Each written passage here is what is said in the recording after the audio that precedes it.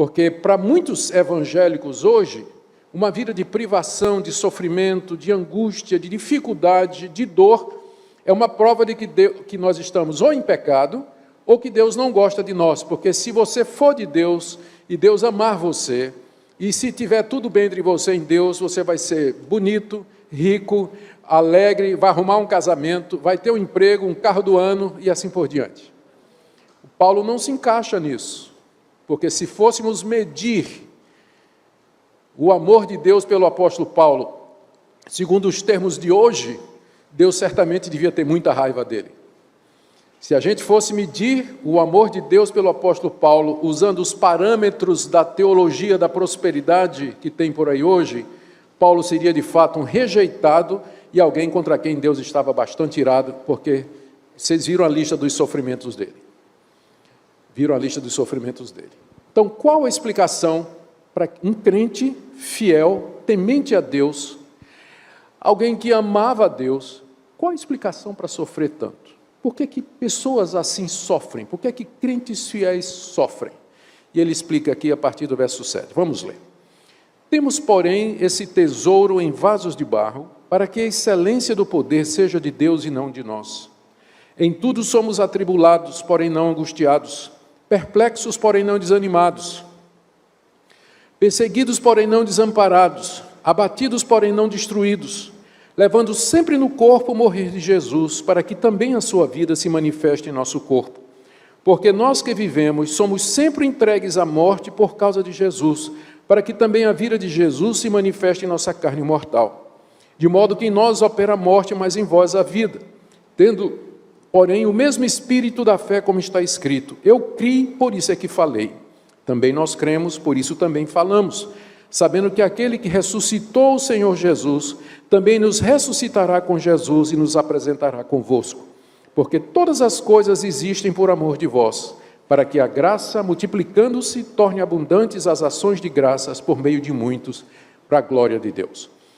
Aqui, em resumo, Paulo está dizendo que a razão pela qual Deus o faz sofrer é para quebrar a sua autossuficiência, quebrar a sua autoconfiança, tornar Paulo totalmente dependente de Cristo, para que a vida de Cristo se manifeste na vida dele.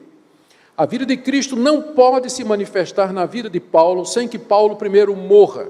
E para que Paulo morra, são necessários os sofrimentos, as privações e as contrariedades para quebrar o seu orgulho, quebrar a confiança nele mesmo e despertar uma confiança plena em Deus.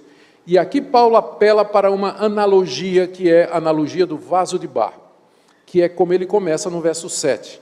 Nós temos esse tesouro em vasos de barro. O tesouro a que Paulo se refere é o verso anterior, quando ele fala do conhecimento de Deus na face de Cristo, o Evangelho. O Evangelho é o tesouro.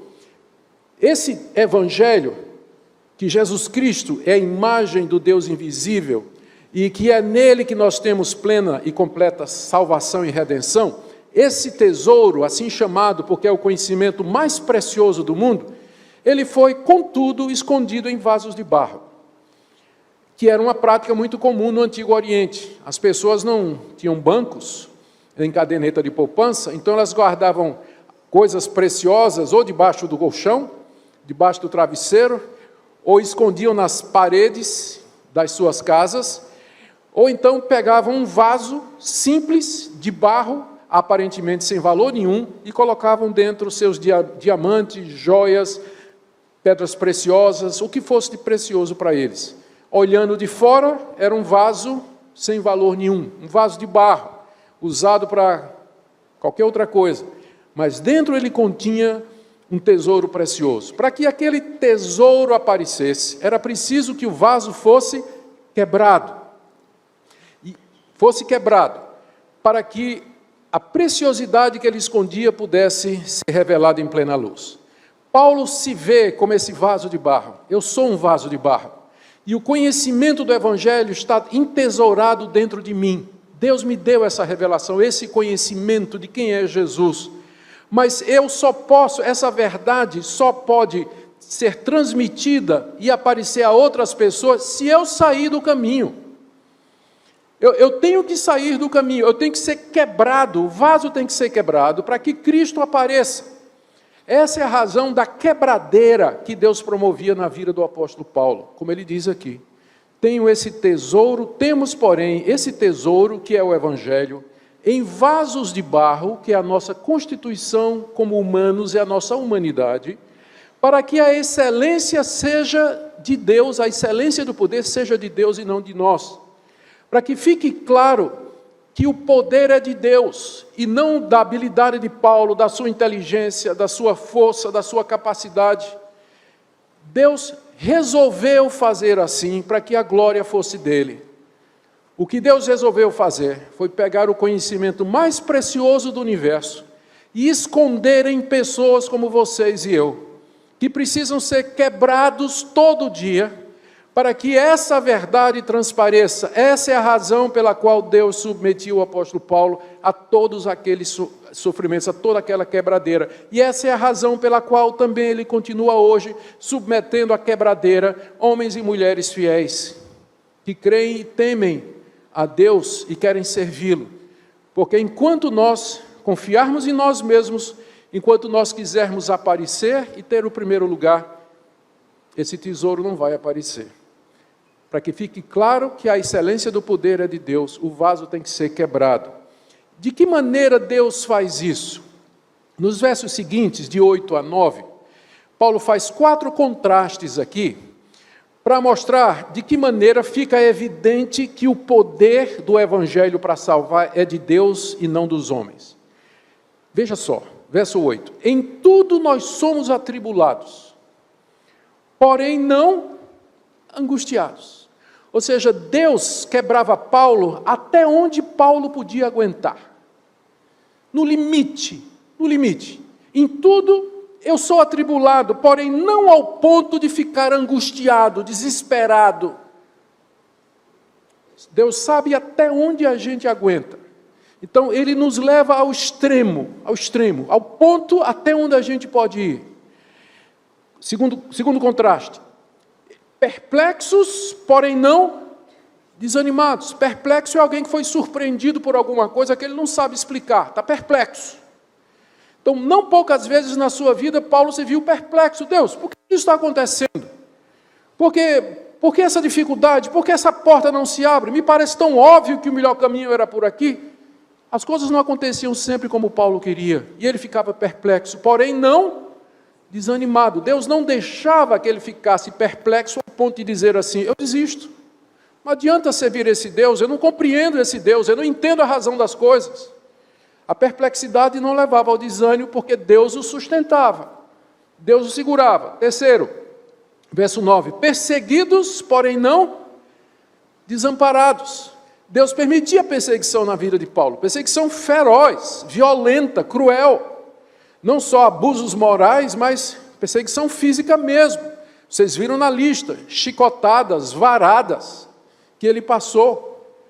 Porém, apesar de perseguidos, ele não era desamparado, como por exemplo, lá na prisão de Filipos, quando ele estava lá com Silas, depois de ter sido chicoteado, recebido varadas nas costas, estavam lá na prisão, de noite eles estavam cantando e louvando a Deus.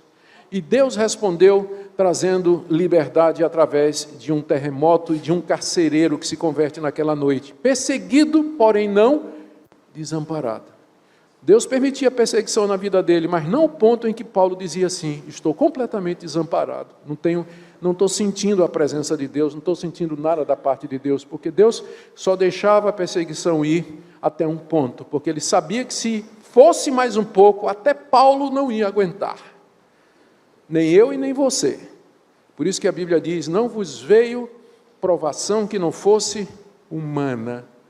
Deus não permitirá que sejais provados além do que podeis suportar. E juntamente com a provação, ou a tentação, Ele dará o escape, para que vocês possam aguentar. Então, era nisso que a excelência do poder se media. Última coisa, verso 9. Abatidos, porém não destruídos. Paulo ficou abatido muitas vezes. Quem é que não ficaria diante daquela lista? Quantas vezes Paulo não deve ter ficado abatido, mas nunca destruído, dizendo, chegou o fim, minha vida acabou. É o fim de tudo, não vale mais a pena, não vale mais a pena. É nesse sentido que a excelência do poder se demonstra, ou seja, que o poder excelente é de Deus. É que Deus usa criaturas frágeis, criaturas vulneráveis, pessoas limitadas, pessoas sofridas, que podem, sujeitas a todo tipo de mudança, de dor aqui nesse mundo. Através delas, Deus manifesta o seu poder mediante o tesouro desse conhecimento que é o Evangelho. Essa é a razão pela qual eu sofro, diz o apóstolo Paulo. Então, aquilo que os seus inimigos diziam, que era algo contra, tipo assim, essas listas de sofrimentos aqui é uma prova de que Paulo não é de Deus, porque como é que Deus deixaria um servo seu passar por tudo isso? Paulo diz exatamente o contrário. Esses sofrimentos são para que fique claro que Deus é Deus e eu sou apenas um vaso de barro. É para esse motivo que Deus permite esse tipo de coisa.